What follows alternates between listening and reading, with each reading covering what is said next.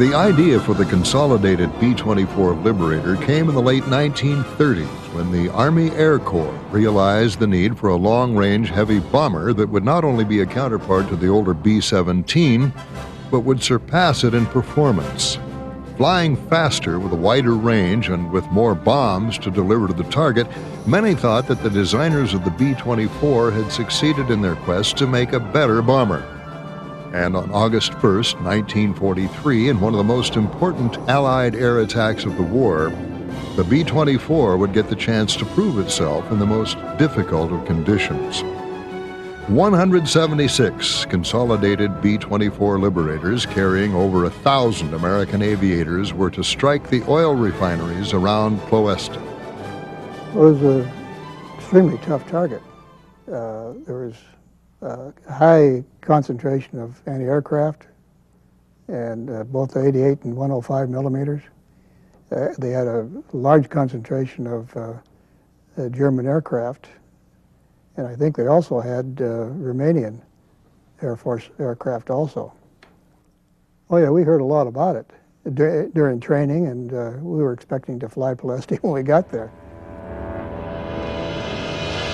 These targets supplied Hitler's war machine with almost 60% of its oil products. If Ploesti could be destroyed, the German army could be stopped in its tracks and the Luftwaffe's fighters starved for fuel.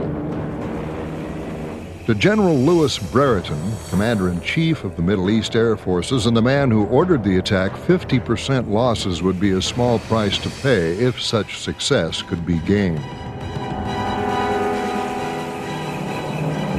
Brereton insisted that the bombers go in on the deck and bomb from 250 feet. The group commanders, as well as the commander of the 9th Air Force, protested the order in writing. Brereton refused to relent. The mission, he felt, was too important. Ploesti had to be destroyed. For 2,400 miles, the bombers hugged the earth en route to targets. Each group had one of the refineries and their targets. They were to stay at low level all the way across the Mediterranean to stay out of radar contact, then cross over Yugoslavia into Romania. The mission began to unravel as soon as the Liberators took off from their Benghazi area airfields. Nearby, watching the American planes get aloft and head out northward, were 3 German spies. They would not be caught until April of 1944. So on this day, their fervent warnings to German headquarters on Crete would doom hundreds of American airmen. The mission had been compromised. The Germans knew the Liberators were coming, and they'd be waiting. Over the Mediterranean Sea, things got worse. In the lead group, the 376th, a B-24 flown by Captain Glenn Flavelle, suddenly pitched up and out of formation. Wingo Wango, the name of the B-24, stalled, then fell into the sea with a tremendous explosion. Flavelle's wingman disobeyed standing orders and turned back to the crash site, hoping to drop a rubber life raft to any survivors. They found none, and when the B-24 swung back round on course, the 376th was too far ahead to catch. Reluctantly, they turned for Africa, carrying with them the deputy lead navigator for the entire mission. That would not have been a critical error had not the mission's lead navigator gone down with Flavelle's Wingo Wango. As it was, the 2 most experienced navigators who had been specially trained for this complicated attack were now out of the equation.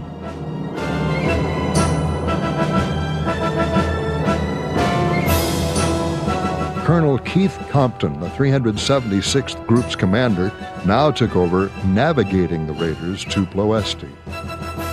Over Yugoslavia, Compton's pilots ran into heavy cloud cover as they neared a mountain range.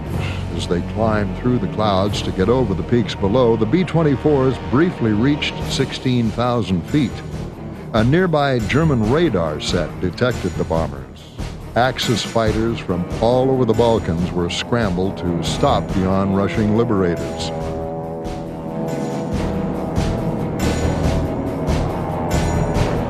passing the mountains, Compton dove his group back down on the deck. As they reformed just above the ground, the 376th was alone. Weather had scattered the other groups. The strike would go in piecemeal.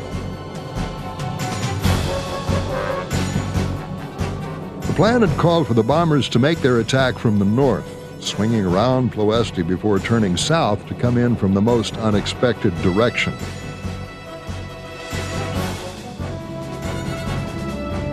Compton, however, made a serious navigational error. His crew mistook the initial point and turned too early, hurtling the 376th not at Ploesti but at Bucharest. 3 of the other 4 groups also suffered some sort of navigational lapse.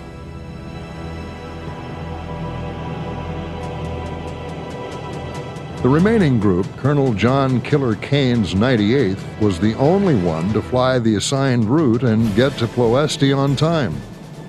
Rather than one hammer blow, the raiders dribbled into Ploesti from different directions. From 250 feet, the B-24s that reached their oil refinery targets were greeted by thousands of anti-aircraft bursts, scores of tracers from machine guns emplaced near their targets, and by 320 German, Romanian, and Bulgarian fighters. In the end, it was pure carnage. The Liberators dumped their 500 and 1,000-pound bombs on the vulnerable refineries. When they detonated, they blew huge chunks of debris hundreds of feet into the air. Onrushing Liberators had to dodge the flying cascade of metal as their bombardiers fought desperately to pick out a good spot to toggle their bombs. One B-24 was nearly swatted out of the sky by the top of one of the enormous oil storage tanks that had been blown off by a direct hit.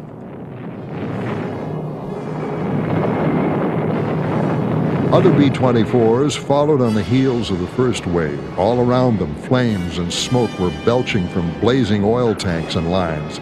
Through the smoke, the Liberators emerged, sweeping around the 210-foot smokestacks as anti-aircraft fire savaged their ranks.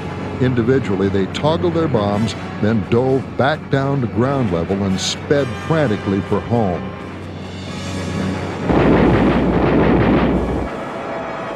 The Germans had a flak train at Ploesti, and the canny crew raced along the tracks, almost pacing the bombers.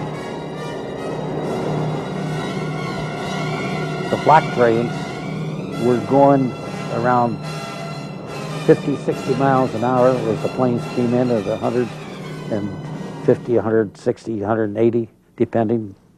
And they were just paralleling. And as they came down the valley, the flak guns were just hitting them, and they became some pretty sharp targets for the flak gunners.